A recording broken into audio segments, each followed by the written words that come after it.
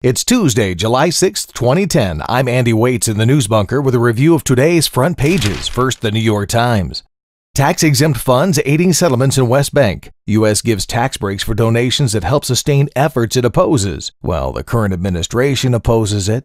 Over 100 degrees in New York City. This is how they cool off in Brooklyn. Haitian orphans have little but each other. This 13-year-old and 9-year-old lost their parents in the quake.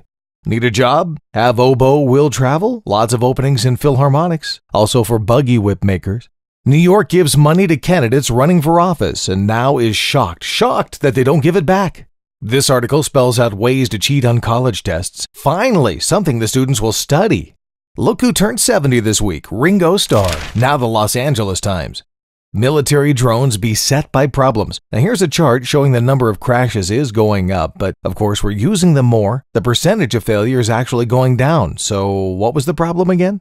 This billionaire owns a biotech firm, has quietly bought up 3 acres in Brentwood, plot by plot. They think his plot is to build a mansion. Oh, the horror.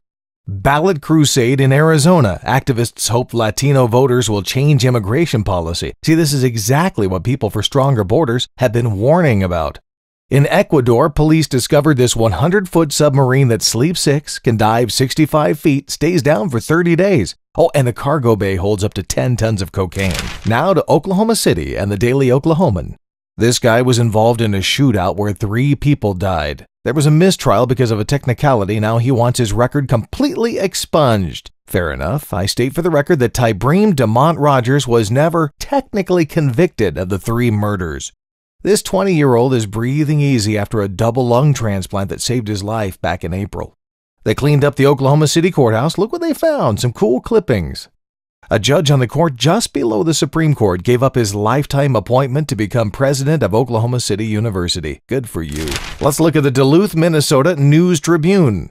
Controversy trails monks from Duluth to Ohio. Be on the lookout for these 2 who apparently bring young people to America ostensibly for a religious education, then give them mail-order diplomas and use them as slave labor. Can't smoke in Wisconsin bars now. Not everybody's happy about that. A horrible story of a runaway team of horses at a 4th of July parade in Iowa. 24 hurt, 1 dead.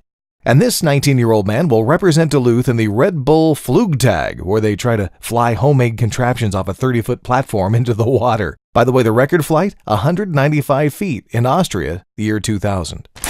And that's the front page review for Tuesday, July 6th, 2010. In the News Bunker, I'm Andy Waits.